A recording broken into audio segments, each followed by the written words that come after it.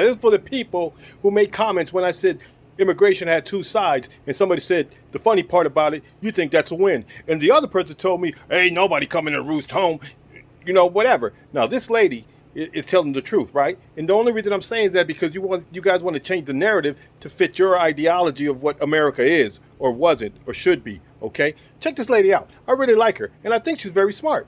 Tell me what you think. Several American patriots got in their feelings about what I got off my chest the last time, and all I got to say to that is, lean in, beloved, because I said I could keep going, and now I intend to. Breaking it down Barney style never works, so let me try Disney style this time. You're a Disney prince or princess like me, it might hurt your dreams to find out that the story of Mulan was actually based on a real Chinese ballad. Except in that story, Mulan did come home a hero only to find that her father had died. Then they tried to make her a concubine, and then she committed suicide. Not exactly a bedtime story, right? Keep tracking. The point that I'm making is that it didn't stop people from reconstructing a historical narrative because it suited their own ends or just made them feel better than telling the true story about what happened. Now to the point. Let's take the famous Midnight Ride of Paul Revere, for instance. Common sense would dictate that this man wouldn't be galloping through the countryside saying that the British were coming, considering that colonists like him were British until 1776, and this is April 1775, a whole year before American independence. If anything, he'd be saying the regulars are coming, but God forbid you find out that A, he wasn't alone that night, and B, he never even made it, because 3 of them left that night. 1 of them ran away, Revere himself got captured, and the only person that made it all the way to Concord to hear the first shots heard around the world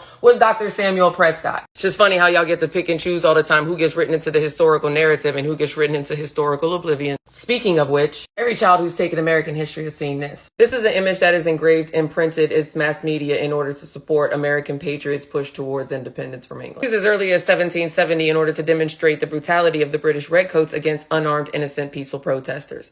Now, why the hell does that sound so familiar?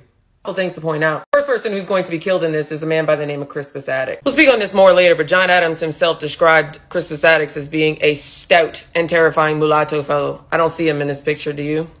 And who made that decision? Paul Revere. Then those same British redcoats went to trial, and guess who defended them? John Adams did, and by the way, he got most of them acquitted, and then these same American patriots elected him president. Sure did.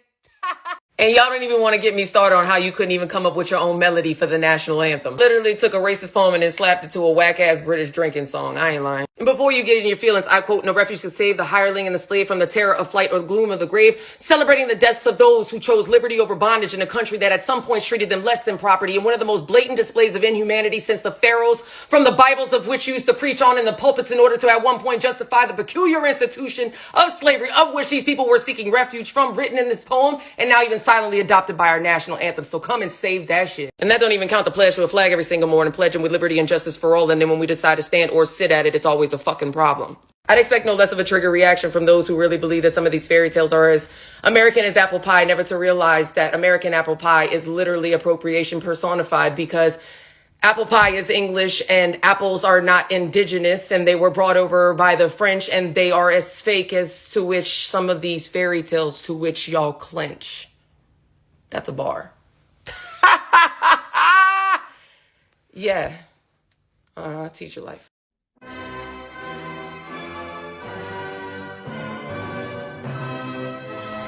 Sound familiar to ya?